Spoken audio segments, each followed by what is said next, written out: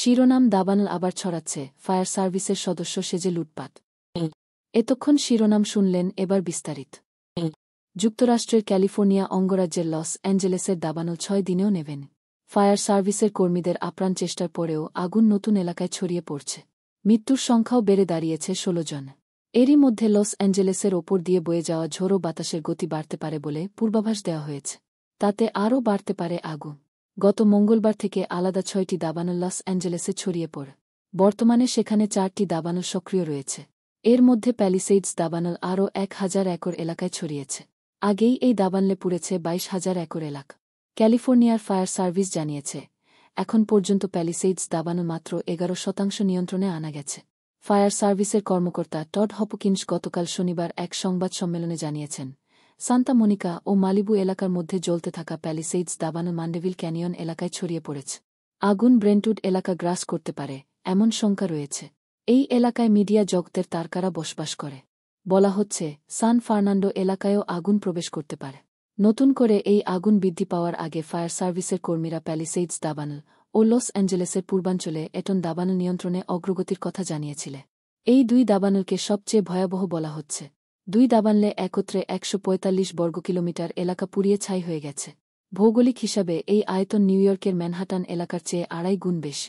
Los Angeles কর্তৃপক্ষের বরাতে যুক্তরাষ্ট্রভিত্তিক সংবাদ মাধ্যম দ্য ওয়াশিংটন পোস্টের খবরে বলা হয়, দাবানলে শনিবার রাত পর্যন্ত অন্তত 16 জনের মৃত্যু হয়েছে।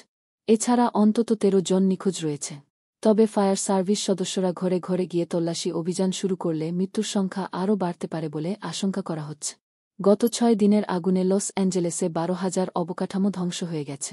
স্থানীয় পুলিশ কর্মকর্তা রবার্ট লুনার দেওয়া হিসাব অনুযায়ী সেখানে আরও 57,000 অবকাঠামো ঝুঁকির মুখে রয়েছে।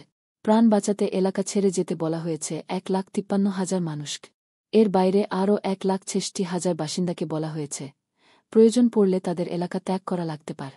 প্রতিকূল এই পরিস্থিতির মধ্যে কিছুটা হলেও ভালো খবর দিয়েছে বিদ্যুৎ সরবরাহকারী প্রতিষ্ঠান সাউথ ক্যালিফোর্নিয়া এডিসনের প্রধান নির্বাহী স্টিভেন পাওয়ে। তিনি বলেছেন, লস অ্যাঞ্জেলেসে এখন কমবেশি 50,000 গ্রাহক বিদ্যুৎ পাচ্ছেন না। মাত্র কয়েক দিন আগেই এই সংখ্যাটা ছিল 5 লাখের বেশি। ফায়ার সার্ভিসের সদস্য সেজে লুটপাট। লস অ্যাঞ্জেলেসে দাবানল নিয়ন্ত্রণে ক্যালিফোর্নিয়াসহ আশপাশের 7টি অঙ্গরাজ্য থেকে ফায়ার সার্ভিসের কর্মীদের পাঠানো হয়েছে। একই সহায়তা পাঠিয়েছে কানাডা ও মেক্সিকো। এরই মধ্যে আবার ফায়ার সার্ভিসের সদস্য সেজে লুটপাটের ঘটনা ঘটেছে লস অ্যাঞ্জেলেস। এই ঘটনায় 2 জনকে গ্রেপ্তার করা হয়েছে। লস অ্যাঞ্জেলেস পুলিশের ক্যাপ্টেন মাইক লরেঞ্জ বলেছে, বাসিন্দাদের ছেড়ে যাওয়া ঘরবাড়িতে লুটপাটের ঘটনায় অন্তত 20 জনকে গ্রেপ্তার করা হয়েছে। এই সংখ্যা বেড়েই চলেছে। গ্রেপ্তার ব্যক্তিদের মধ্যে 2 জন ফায়ার সার্ভিসের সদস্য সেজে লুটপাট করছিলেন। এই ছিল আজকের খবর। আমাদের সঙ্গে থাকার জন্য ধন্যবাদ। আপনি যদি এই খবর পছন্দ করে থাকেন, তাহলে আরও আপডেট পেতে আমাদের চ্যানেলটি সাবস্ক্রাইব করুন এবং শেয়ার করুন। পরবর্তী আপডেট পর্যন্ত ভালো থাকুন।